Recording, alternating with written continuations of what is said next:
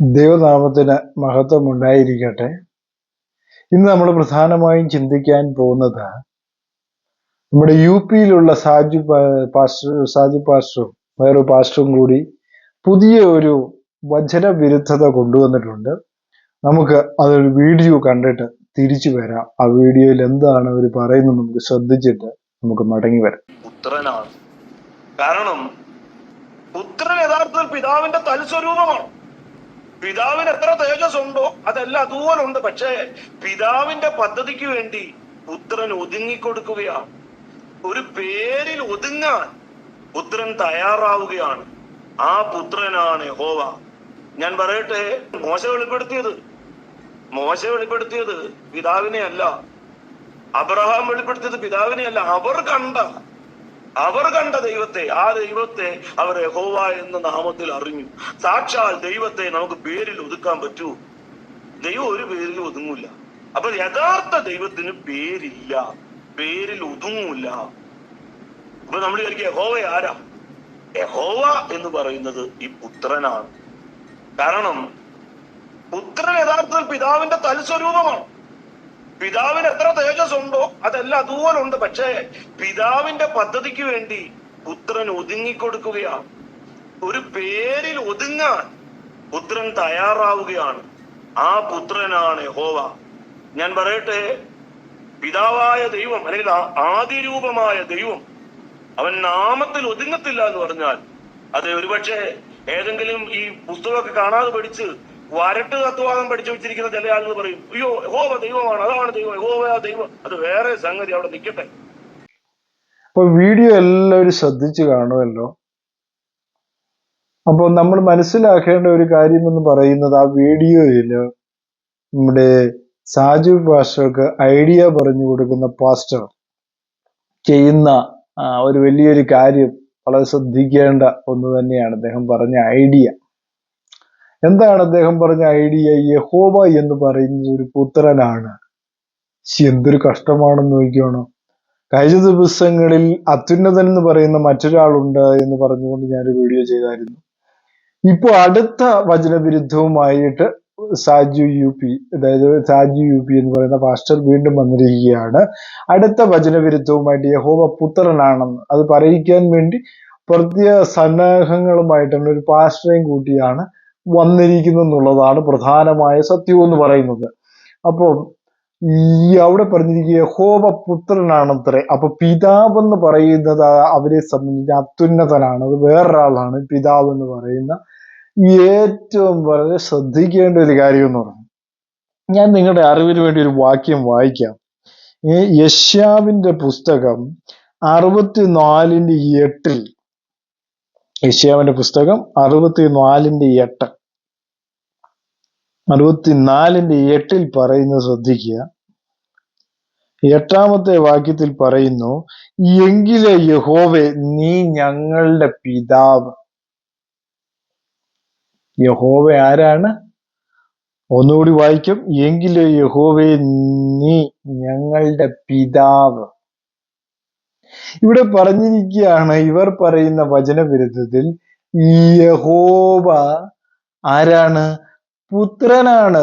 അത്യുന്നതൻ മറ്റൊരാളാണ്. വളരെ ശ്രദ്ധിക്കേണ്ട ഒരു കാര്യമാണ്. ഇതൊരു 2-3 വർഷങ്ങൾക്ക് മുമ്പ് എനിക്ക് തോന്നുന്നു അമേരിക്കയിലുള്ള ശിബുഛായനാണെന്ന് തോന്നുന്നു ഇത് ആദ്യമായിട്ട് ഈ പ്രസ്താവന ഇറക്കിയത്. ഈ പ്രസ്താവന ഇറക്കി തുടങ്ങിയപ്പോൾ തന്നെ പല തൃത്വക്കാർക്കും രക്ഷയില്ലാതെ വന്നപ്പോൾ അത് സ്വീകരിക്കേണ്ടതായിട്ട് വന്നു, ഈ വചനവിരുദ്ധത എന്ന് പറയുന്നത്. അപ്പൊ ആ വചനവിരുദ്ധത പിന്നീട് എന്ത് സംഭവിച്ചു? ആ വചനവിരുദ്ധത പിന്നീട് ഈ പാസ്റ്റർമാരെല്ലാം എടുക്കാൻ തുടങ്ങി. അതാണ് പ്രധാനമായ സത്യം എന്ന് പറയുന്നത്. അതായത് യഹോവ പുത്രനാണോ, യഹോവയല്ലാതെ മറ്റൊരു പിതാവുണ്ടോ എന്നുള്ള കാര്യം നമ്മൾ ചിന്തിക്കേണ്ട ഒരു കാര്യമാണ്. അതായത് അപ്പോൾ ഇവിടെ നമ്മൾ ആവർത്തന പുസ്തകം 32:6 നമ്മൾ വായിക്കുമ്പോൾ അവിടെ കാണുന്നത് ഇങ്ങനെയാണ്. ആവർത്തന പുസ്തകം 32-ാം അധ്യായം അതിന്റെ 6-ാമത്തെ വാക്യത്തിൽ പറയുകയാണ്, പോഷത്വവും അജ്ഞാനവുമുള്ള ജനമേ, ഇങ്ങനെയല്ലോ നിങ്ങൾ യഹോവയ്ക്ക് പകരം കൊടുക്കുന്ന. അവനല്ലോ നിന്റെ പിതാവ്, നിന്റെ ഉടയവൻ, അവനല്ലോ നിന്നെ സൃഷ്ടിക്കുകയും രക്ഷിക്കുകയും ചെയ്തത്.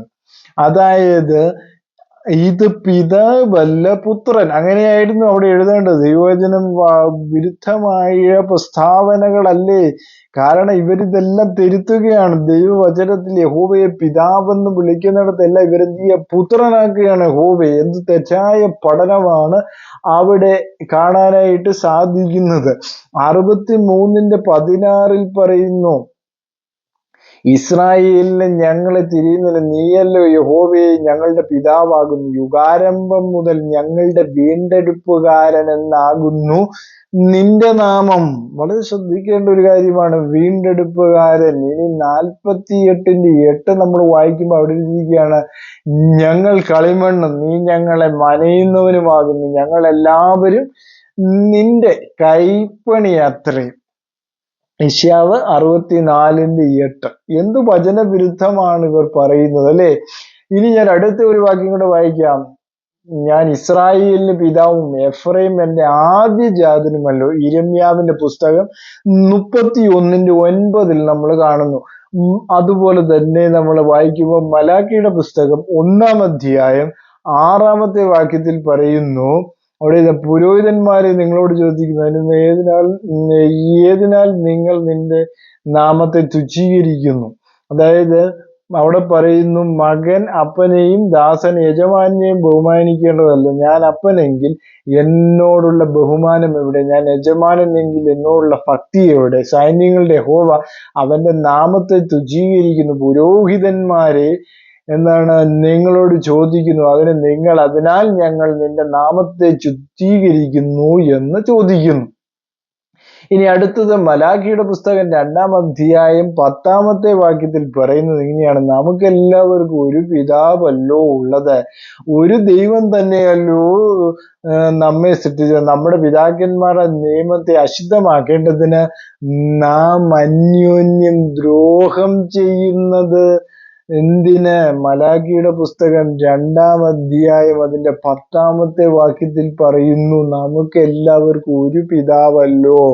കാരണം ഇവരിവിടെ പഠിപ്പിക്കുന്ന എന്ത് വചനവിരുദ്ധമാണ്. അത്യുന്നതൻ എന്ന് പറയുന്ന മറ്റൊരു വ്യക്തിയുടെ ഉണ്ട് എന്ന് പറയുമ്പോൾ തന്നെ ഇവർ എത്രമാത്രം ജനങ്ങളെ പറ്റിക്കുന്നു എന്നുള്ള ഒരു സത്യം അവിടെ തന്നെ നമുക്ക് വെളിവാകുന്നു. കാരണം ഒരേ ഒരു പിതാവ്, നമുക്ക് എല്ലാവർക്കും ഒരേ ഒരു പിതാവേ ഉള്ളൂ.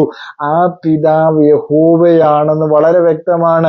ഇനി നമ്മൾ അടുത്ത വായിക്കുമ്പോൾ 2 രാജാക്കന്മാരുടെ പുസ്തകം 19:15-19 വായിക്കുമ്പോൾ യഹോവ ഒരുത്തൻ മാത്രമാണ് ദൈവമെന്നും യഹോവ ഒരുത്തൻ മാത്രമാണ് സൃഷ്ടാവെന്നും നമ്മൾ അവിടെ വായിക്കുന്നു. ഇനി പിതാവായ ഏക ദൈവമേ നമുക്കുള്ളൂ എന്നും പിതാവാണ് സകലത്തിന്റെ സൃഷ്ടാവാണെന്ന് പുതിയ നിയമം വളരെ വ്യക്തമായിട്ട് പറയുന്നു. യഹോവ തന്നെ പിതാവെന്ന് നമുക്ക് മനസ്സിലാക്കുവാനായിട്ട് സാധിക്കുന്നു.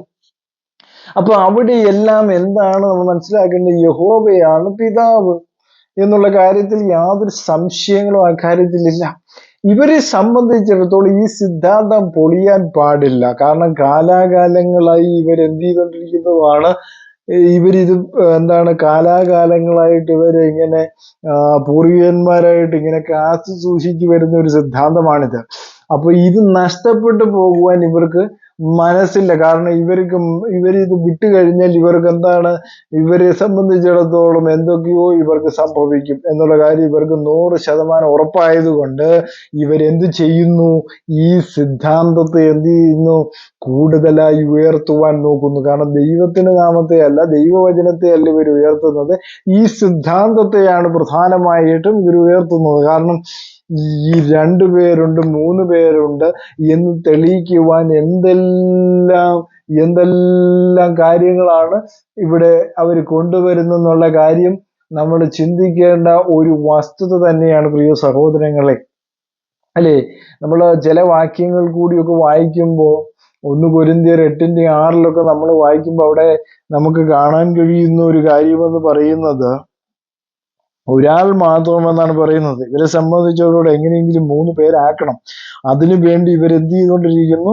കഷ്ടപ്പെട്ടുകൊണ്ടിരിക്കുന്നത്. കാരണം ഇവർക്ക് എന്താണ്, ആളുകളുടെ ഇടയിൽ പ്രീതി നേടണമെങ്കിൽ അല്ലെങ്കിൽ സ്റ്റേജ് കിട്ടണമെങ്കിൽ ഇങ്ങനെയൊക്കെയുള്ള കള്ളങ്ങൾ പറഞ്ഞെങ്കിൽ ഇവർക്ക് പറ്റത്തുള്ളൂ, പിടിച്ചു നിൽക്കുവാനായിട്ട് പറ്റുകയുള്ളൂ. അതാണ് ഇതിനകത്തെ പ്രധാനമായ സത്യം എന്ന് പറയുന്നത്. 1 കൊരിന്ത്യർ 8:6 നമ്മൾ വായിക്കുന്നു, പിതാവായ ഏക ദൈവമേ നമുക്കുള്ളൂ, അവൻ സകലത്തിനും കാരണഭൂതനും, നാം അവനായി ജീവിക്കേണ്ടത് യേശുക്രിസ്തു എന്ന ഏക കർത്താവും നമുക്കുണ്ട് എന്ന് അവിടെ പറയുന്നുണ്ട്. അപ്പോ യേശു ദൈവപുത്രൻ എന്ന് പറഞ്ഞിരിക്കുന്നത് എന്തുകൊണ്ടാണ്?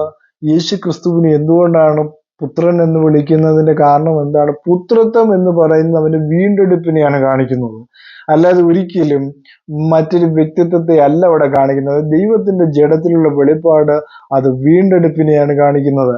ആ മനുഷ്യനെ വീണ്ടെടുക്കുവാൻ വേണ്ടി അവൻ ജഡത്തിൽ വെളിപ്പെടുകയായിരുന്നു. ഏകനായ ദൈവം ജഡത്തിൽ വെളിപ്പെട്ടു എന്ന് 1 തിമോത്തി 3:16 വളരെ വ്യക്തമായി രേഖപ്പെടുത്തിയിട്ടും അതിനെ അവഗണിച്ചുകൊണ്ട് പിതാക്കന്മാരുടെ ആശയങ്ങൾ എന്ന് പറഞ്ഞുകൊണ്ട് അതിനെ എങ്ങനെയെങ്കിലും നശിച്ചു പോകാതെ അതിനെ സൂക്ഷിക്കുകയാണ് ഇന്നത്തെ തൃത്തക്കാര് ചെയ്യുന്ന ഏറ്റവും വലിയ കാര്യം എന്ന് പറയുന്നത്. അല്ലെ, ചില ആളുകൾ ചില ഭാഷകളൊക്കെ പഠിച്ചു വെച്ചിട്ടുണ്ടെന്ന് പറയുന്ന പോലെ ചില ലാറ്റിൻ പഠിച്ചിട്ടുണ്ട്, അതുപോലെ തന്നെ ഗ്രീക്ക് പഠിച്ചിട്ടുണ്ട്, എബ്രായ പഠിച്ചിട്ടുണ്ട്. കാരണം ഈ എബ്രായ, ഗ്രീക്ക്, ലാറ്റിൻ ഒന്നും ഈ സാധാരണക്കാർക്ക് അറിയത്തില്ലല്ലോ. അപ്പൊ ഈ സാധാരണക്കാർക്ക് അറിയത്തില്ലാത്തത് കൊണ്ട് അതിനെ അങ്ങ് ചൂഷണം ചെയ്യാമെന്നുള്ളതാണ്. അത് വെച്ച് ആളുകളെ ചൂഷണം ചെയ്തുകൊണ്ട് ഇങ്ങനെ ഒരു സിദ്ധാന്തം ഉണ്ടാക്കിയെടുക്കുവാൻ എന്തെല്ലാം പ്രവർത്തനങ്ങളാണ് ഇവർ ചെയ്തുകൊണ്ടിരിക്കുന്നതെന്ന് വളരെ ചിന്തിക്കേണ്ട ഒരു കാര്യമാണ്. ദൈവവചനത്തിൽ ഇല്ലാത്ത പ്രസ്താവനകൾ അവർ കാലാകാലങ്ങളായി ഇറക്കിക്കൊണ്ടിരിക്കുന്നതിന്റെ തെളിവാണ് ഇപ്പോൾ നമ്മൾ കണ്ട കാര്യം എന്ന് പറയുന്നത് യഹോവ പുത്രൻ മാത്രമാണ്. അങ്ങനെ ഒരു കാര്യം ദൈവവചനത്തിൽ രേഖപ്പെടുത്തിയില്ല, യഹോവ പുത്രനാണെന്ന്. യഹോവ അത്യുന്നതനായ ദൈവം തന്നെയാണ് എന്നുള്ള കാര്യം വളരെ വ്യക്തമാണ്. 3 വ്യക്തികളില്ല എന്നുള്ള കാര്യം വളരെ വ്യക്തമാണ്. ഇത് നിങ്ങൾക്ക് മനസ്സിലായെന്ന് കരുതുന്നു.